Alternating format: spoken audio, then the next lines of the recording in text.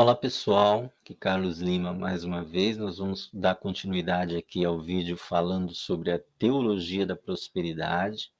A pergunta de hoje é se a teologia da prosperidade tem base bíblica. No vídeo anterior nós perguntamos se a teologia da prosperidade é satânica. Vou fazer só um comentáriozinho aqui que eu acabei não fazendo no vídeo anterior. Então, a teologia da prosperidade, ela é satânica? Eu, no meu entender, vai depender muito, porque tem muitas pessoas que realmente acreditam nisso e fazem, trabalham com a teologia da prosperidade sem exageros e realmente acreditando que Deus pode abençoar as pessoas e fazem um bom uso desse dinheiro. Se a pessoa trabalha dessa forma, eu acredito que Deus vai conduzir a pessoa, vai esclarecer, vai chegar um momento em que a pessoa vai ser esclarecida, né, e o Senhor vai fazer com que ela compreenda que não é bem da forma que ela pensa. Agora, se a pessoa sabe que realmente está manipulando as pessoas e ela usa aquilo como ferramenta para tirar dinheiro das pessoas, para poder fazer com que a obra cresça de qualquer maneira, de qualquer forma, não faz um bom uso daquele dinheiro, realmente eu acho que essa pessoa tem um sério problema, ela vai ter sérios problemas, sim, com o Senhor. Então, o que é prosperidade, né? Prosperidade é o estado ou qualidade do que é próspero, ou seja, bem-sucedido, feliz e afortunado. A prosperidade é um estado que é cobiçado por quase todos os seres humanos, né? Claro, ninguém quer ser pobre, todo mundo quer ter uma boa vida, quer ter a satisfação de viver bem, né? As pessoas desejam atingir padrões de vida que lhe garantam a contínua sensação de contentamento, estabilidade emocional e bem-estar. Etimologicamente, a palavra prosperidade se originou a partir do latim prosperitate, ou prosperare, que significa obter aquilo que se deseja. Eu pus uma definição bem básica aqui só para a gente ter uma ideia aqui e poder seguir em frente. Então, a teologia da prosperidade, também conhecida como Evangelho da Prosperidade, é uma doutrina religiosa cristã que defende que a bênção financeira é o desejo de Deus para todos os cristãos, né? E que a fé, o discurso positivo e as doações para os ministérios das igrejas irão sempre aumentar a riqueza material do fiel que faz essas doações, ou seja, Deus irá responder ao bem que os seus filhos fazem à sua obra. Deus sempre responde ao bem, né, irmãos? Isso é uma coisa bem clara. Só que a teologia da prosperidade passa aquela ideia de que se você fez A, Deus é obrigado a fazer o B porque você fez o A. Se você deu tanto, então Deus é obrigado a te abençoar, né? Ele tem essa obrigação, essa responsabilidade. Isso não é verdade. A Bíblia deixa claro que Deus ele analisa as intenções, ele pesa o coração, né? Deus procura ver com que intenção você fez aquilo, se você realmente tem bondade, tem amor no seu coração, se você faz aquilo por amor à obra de Deus, por amor ao próximo, ou se você faz por interesses materialistas, se você faz por vaidade, se você faz por cobiça, por ganância, tudo isso Deus vai analisar. Então não existe essa coisa de porque eu fiz A, Deus é obrigado a fazer B. Isso não existe, né? Deus não é obrigado a fazer nada. Deus responde ao amor, né? Deus responde à bondade. Deus responde aos frutos do Espírito. A isso Deus responde. Se você faz com má intenção, Deus não é obrigado a responder coisa alguma. Baseando-se em interpretações não tradicionais da Bíblia, geralmente com ênfase no livro de Malaquias e muitas outras promessas da velha aliança, essa doutrina interpreta a Bíblia como um contrato entre Deus e os seus filhos. Se os seus filhos tiverem fé em Deus e cumprir as suas ordenanças, ele irá cumprir as suas promessas de segurança, cura e prosperidade na vida de todos os seus filhos. Então é preciso reconhecer essas promessas como verdadeiras. Então quem faz isso é percebido como uma pessoa que tem fé e que fará Deus honrar todas as promessas, trazendo prosperidade e segurança para a vida daquela pessoa. Um dos principais aspectos da teologia da prosperidade é a ideia de que Jesus morrendo na cruz, naquele texto de Isaías, levou sobre si as nossas dores, as nossas maldições, o castigo que nos traz a paz estava sobre ele, e etc. Esse é, sem dúvida, um dos textos mais lindos de Isaías sobre a vinda do Messias, o Salvador prometido nas Escrituras, segundo a visão cristã. Partindo desse ponto de vista, usando estes e outros textos, Jesus nos abriu o caminho da prosperidade, da cura, da libertação em todas as áreas da nossa vida. Você precisa crer e declarar com fé e poderá transformar em realidade o objeto da sua fé, conquistando assim o milagre de Deus, conquistando a prosperidade de Deus sobre a sua vida.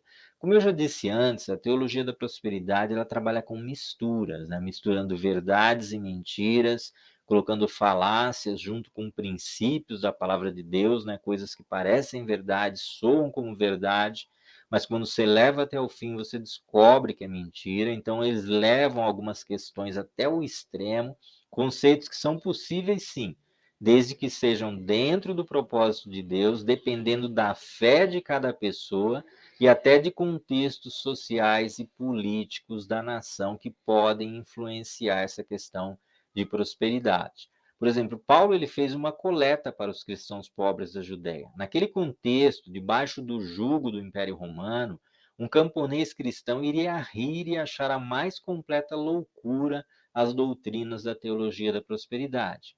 Porém, nos dias de hoje, desde que a pessoa não vive em algum país miserável, dominado por ditadores e flagelado por constantes guerras, guerras civis, etc., a pessoa pode até achar essas doutrinas coerentes e totalmente lógicas, né? Ela pode passar do tipo de doutrina, quando você está numa situação favorável, ela pode parecer totalmente lógica.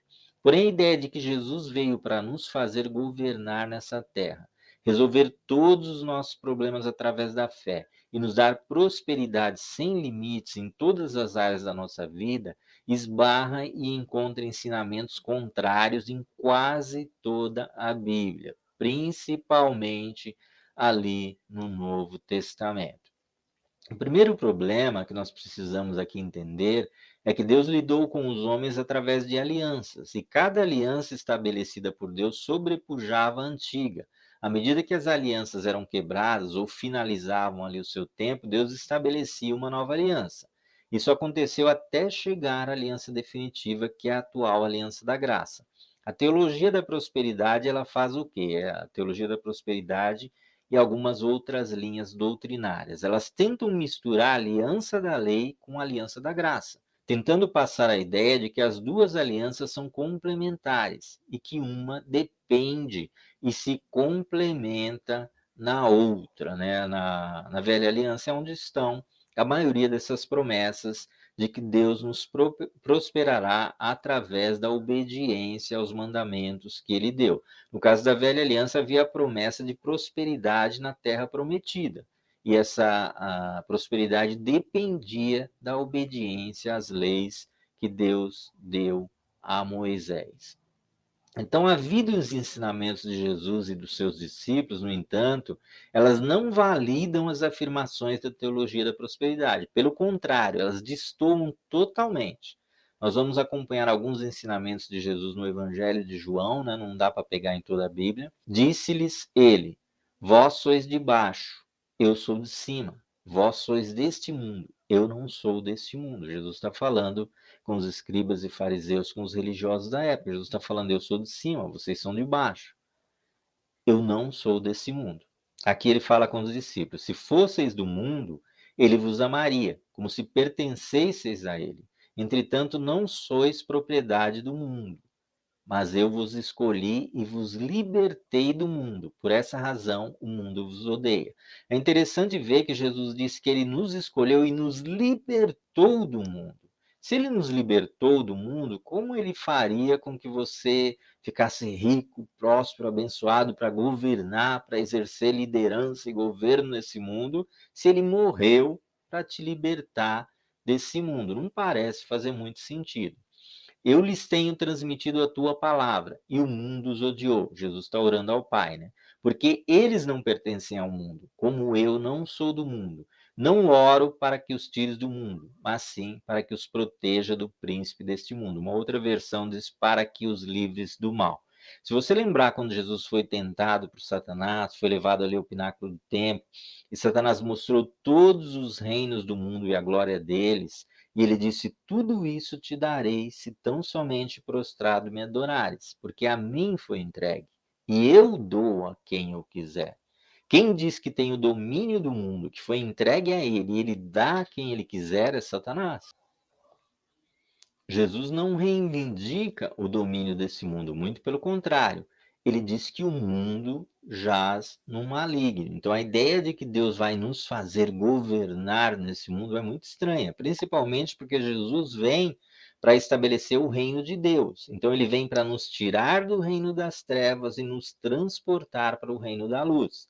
Então, a principal função quando Jesus morre é de nos tirar do reino do mundo e nos transportar para o reino de Deus, que é um reino espiritual. É claro que nós continuamos vivendo aqui, por isso Jesus diz a respeito dos seus discípulos: eles estão no mundo, mas não são do mundo, ou seja, não pertencem a esse mundo.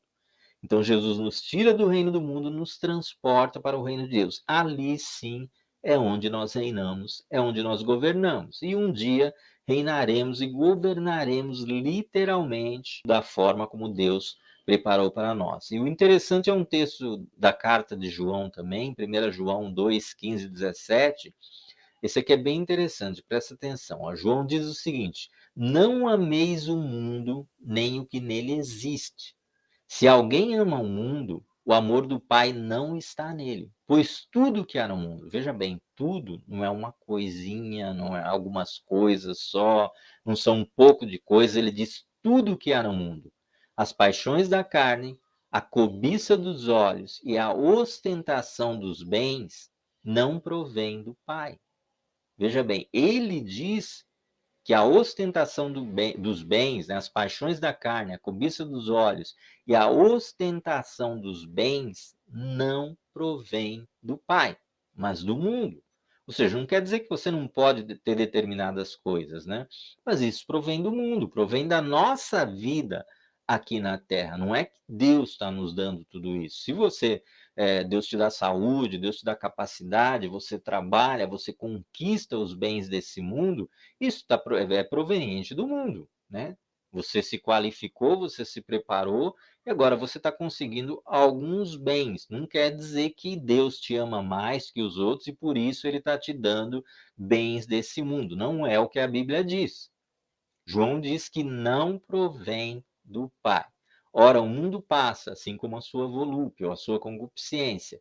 Entretanto, aquele que faz a vontade de Deus permanece eternamente.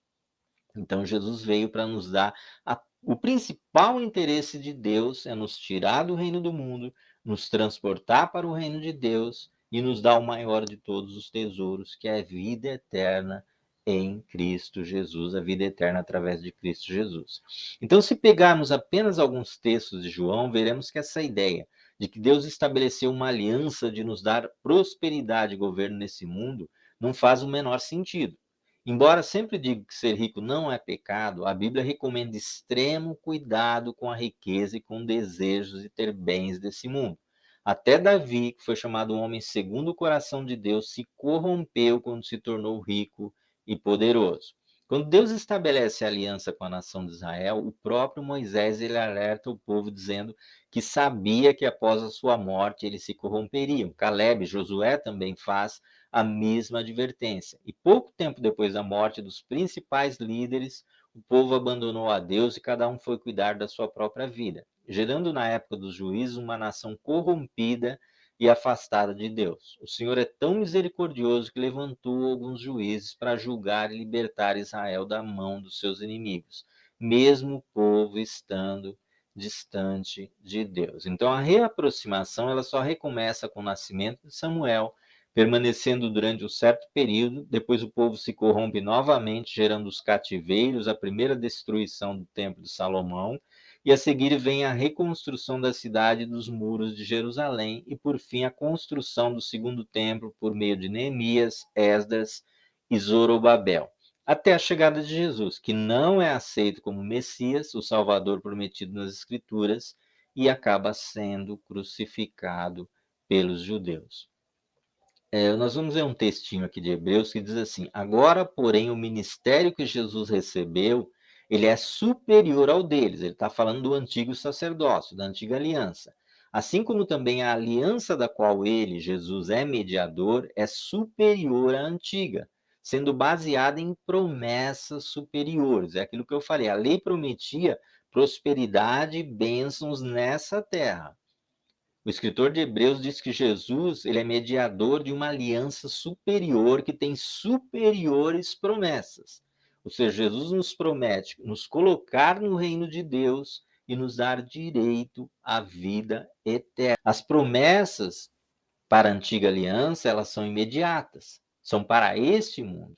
Mas as promessas feitas no reino de Deus são para quando Jesus estabelecer literalmente o reino dele. Nós já desfrutamos da presença do Espírito Santo e podemos sim desfrutar dos milagres de Deus. Mas literalmente você vai receber um novo corpo e vai receber a vida eterna. Essa promessa vai se cumprir quando Jesus estabelecer definitivamente o seu reino. Deus, porém, achou o povo em falta, disse: estão chegando os dias, declara o Senhor, quando farei uma nova aliança com a comunidade de Israel e com a comunidade de Judá. Não será como a aliança que fiz com seus antepassados, quando os tomei pela mão para tirá-los do Egito, visto que eles não permaneceram fiéis à minha aliança. Eu me afastei deles, diz o Senhor. Hebreus 8, 6 a 9. O próprio Deus sabia que o ser humano não era capaz de cumprir a lei, ele não era capaz de cumprir aquela aliança. Então Deus deu um tempo, né, com aquela aliança, para que ficasse claro que o homem não era capaz de obedecer aquela aliança. Então ele mesmo trouxe a salvação. O meu próprio braço me trouxe a salvação. Havia uma profecia em Isaías, em que Deus fala que o próprio braço traria salvação, o seu próprio braço traria salvação. E foi o que o Senhor fez, ele mesmo preparando uma salvação que o homem era incapaz de alcançar. E essa salvação ela veio através de Jesus Cristo. Então, chamando nova essa aliança, ele tornou antiquada a primeira. E o que se torna antiquado, envelhecido, está a ponto de desaparecer. Então disse: eis aqui venho, no princípio do livro está escrito de mim para fazer, ó Deus, a tua vontade. Uma profecia em um salmo a respeito de Jesus. Como diz acima: sacrifício e oferta e holocausto e oblações pelo pecado não quiseste, nem te agradaram, os quais se oferecem segundo a lei. Então disse: eis aqui venho para fazer, ó Deus, a tua vontade. Tira o primeiro para estabelecer o segundo. Ou seja, Deus não mistura o velho com o novo, né? Não coloca vinho novo em odres velhos, não põe remendo novo em vestido velho. Deus tira um para estabelecer o outro. Tira o primeiro para estabelecer o segundo. Então Jesus veio para estabelecer o reino de Deus. O reino de Deus, segundo ele mesmo, não é deste mundo. Ou seja, o reino de Deus é um reino espiritual. Quando morremos com Cristo e nascemos de novo, passamos a fazer parte do reino de Deus. Nossos pecados são perdoados porque Deus nos considera mortos com Cristo, mortos para o mundo, mas vivos para Deus. Paulo diz que quem morreu está justificado do pecado. Se estamos mortos para o mundo, como vamos governar nele? Porque Deus se preocuparia em nos fazer prosperar e governar nesse mundo se o seu filho morreu para nos livrar desse mundo? Não faz muito sentido esse tipo de afirmação que algumas pessoas fazem. Isso quer dizer que é pecado ser rico? Não, gente. Isso quer dizer que ser rico ou pobre está relacionado a uma série de fatores e condições que dizem respeito a esse mundo.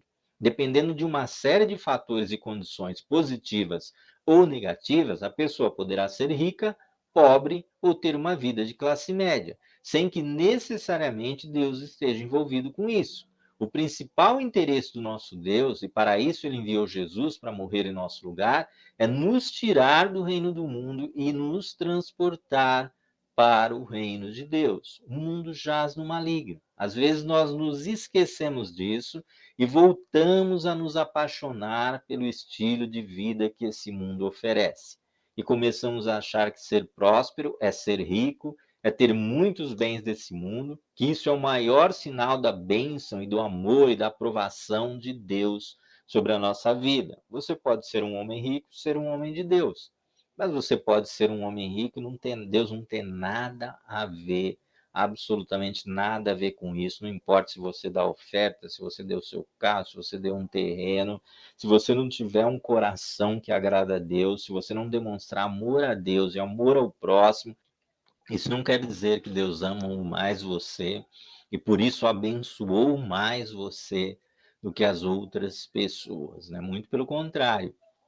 Nós temos na Bíblia a parábola do rico e Lázaro, né, em que Jesus fala que o rico recebeu muitos bens, né, muito consolo nessa vida, e Lázaro, que era um mendigo, só teve males. Então agora Lázaro era consolado e o rico era atormentado. Não vou dar uma explicação longa sobre essa parábola, mas a gente precisa entender que a prosperidade e riqueza ela vem com trabalho, planejamento, qualificação, capacidade de empreendedorismo, habilitação em vendas e negociações, saber reconhecer e aproveitar uma boa oportunidade de negócios, e alguns às vezes contam com uma boa dose de sorte quando algum bom negócio praticamente cai no seu colo. Porém, sobre Deus enriquecendo seus filhos por causa de ofertas, rituais de sacrifícios, doações, para igrejas através de campanhas, dízimos e oferendas, não há exatamente nada que corrobore com isso no Evangelho de Jesus Cristo. Pelo contrário, a Bíblia adverte e chama os ricos à responsabilidade de uma conduta coerente com a palavra de Deus. E ainda adverte severamente sobre os perigos de colocar o seu coração nas riquezas. Jesus ainda chama de bem-aventurados os pobres e os que sofrem, e diz que deles é o reino de Deus. Então, alguns dos ensinamentos e algumas das advertências de Jesus, elas podem nos levar a ter medo do dinheiro, isso por causa da maneira como pode parecer uma ameaça ao nosso relacionamento com Deus. E pelo fato de tantas críticas sobre riquezas que encontramos na palavra de Jesus, nas palavras de Jesus, pode parecer que ser rico ou próspero é uma maldição e não uma bênção. Vejamos algumas advertências bíblicas sobre o mau uso das riquezas e do dinheiro. Ai de vós, ó ricos, não podeis servir a Deus e as riquezas. Não acumuleis para vós outros tesouros sobre a terra. É mais fácil passar um camelo pelo fundo de uma agulha do que entrar um rico no reino de Deus. Tende cuidado e guardai-vos de toda e qualquer avareza. Vendei os vossos bens e dai esmola. Dá a todo o que te pede, e se alguém levar o que é teu, não entres em demanda. Então, um dos textos mais emblemáticos ainda está em Mateus 19, 21. Essa salvação não é pelas obras, porque Jesus faz essa exigência ao jovem rico. Muito simples. Ele sabia que a riqueza daquele jovem era um Deus rival que buscava a dedicação completa do rapaz. Para Cristo, o dinheiro é um ídolo a quem devemos dar as costas, a fim de não nos convertermos a ele. Não podeis servir a Deus e a Mamon. Ter é diferente de servir. Ter dinheiro é diferente de servir ao dinheiro. Porém, o coração do homem está sempre inclinado a se dobrar ao dinheiro, a se render a ele. Se você vencer as dependências e a escravidão do dinheiro, ele deixará de ser um problema para você. No caso do jovem rico, Deus não pede imediatamente que ele venda os seus bens e dê aos pobres. Ele se aproxima de Jesus e diz: Bom mestre, que farei para herdar a vida eterna? Jesus já corta a bajulação. Não existe ninguém bom senão Deus. E Jesus então diz a ele: ó, você sabe o que precisa fazer, guarda os mandamentos. Jesus cita alguns dos mandamentos. E ele diz: tudo isso tenho guardado desde a minha mocidade. Quando ele fala isso, ele passa para Jesus a ideia de que aquilo é o básico, de que ele quer dar um passo além, de que ele quer ir adiante do que está todo mundo fazendo. Então, o que Jesus fala para ele? Se você quer ir além, se você quer dar um passo adiante, vai, vende tudo quanto tem e dá aos pobres, e vem e me segue, e terás um tesouro. Onde? Aqui na terra? Não, no céu. Ele não disse para vender tudo que tem e dar no templo, porque Deus ia prosperar ele 1000 vezes mais. Não, Jesus não disse nada disso. Jesus disse: vende tudo quanto tem, dá aos pobres e terás um tesouro. Na terra? Não, no céu. Então ele se retirou pesaroso, porque tinha muitas propriedades, né? Então essa questão de que Deus vai nos enriquecer aqui porque nós damos ofertas não tem nenhuma base bíblica. A Bíblia, porém, não trata apenas desse lado sombrio do dinheiro, ela também destaca seu lado abençoador, ou seja, ele também pode ser usado para favorecer nosso relacionamento com Deus e beneficiar e abençoar outras pessoas. Alguns momentos da vida de Jesus e algumas das suas parábolas mostram como o dinheiro pode ser abençoador. Quando Zaqueu se converteu e decidiu corrigir qualquer injustiça que tivesse feito e passar a agir corretamente a partir daquele momento, Jesus disse: hoje veio salvação a esta casa. O Evangelho de Mateus e Lucas mostram Jesus sendo ungido, com um perfume caríssimo, e ele elogiou essas atitudes. Na parábola do samaritano, aquele homem socorreu alguém que estava à beira da morte e usou seu dinheiro com generosidade e desprendimento, colocando a vida de um desconhecido como mais valiosa do que o dinheiro que tinha. Sua atitude serviu como exemplo para o reino de Deus. Jesus permitiu que mulheres que tinham posses sustentassem o seu ministério. Comeu e esteve presente na casa de muitos homens ricos, participou das festas, das bodas em Caná e etc. Então ele não tinha um problema com dinheiro desde que ele fosse usado corretamente, desde que ele fosse usado da forma correta. O apóstolo Paulo disse ter aprendido a viver contente na escassez e na abundância. Ou seja, se tivesse escassez, ele sobrevivia, ele se virava, dava graças a Deus. E se tivesse abundância, ele desfrutava, ficava feliz e também dava graças a Deus. Então, uma das doutrinas mais utilizadas também pelos adeptos da teologia da prosperidade é a famosa lei da semeadura. Porém, nós vamos falar disso em um próximo vídeo. Vamos ver também a questão do porquê os desafios, as ofertas, as campanhas de prosperidade de cura funcionam para uns e não funcionam para outros. Seria Deus injusto? Estaria ele barganhando com quem tem mais a oferecer? Porque a ideia que se passa é que se você fez algo, Deus, por causa da lei da semeadura, ele é obrigado a retribuir. Será que Deus é obrigado a retribuir mesmo? Então nós veremos isso aí no próximo vídeo, nós vamos nos aprofundar um pouquinho mais nessa questão. Então, se você gostou, deixe o seu like, se inscreva no canal. Se aparecer alguma coisa de fundo aí, vou pedir desculpas, Parece que o horário que eu separei para gravar o vídeo para um carro do ovo aqui na frente e não tem jeito, ele fica parado aqui, às vezes parece que o som está aqui dentro do apartamento, mas a gente vai seguindo em frente, Então, Deus abençoe vocês. Se você gostou, deixe o seu like, se inscreva no canal e, se Deus permitir, até o próximo vídeo.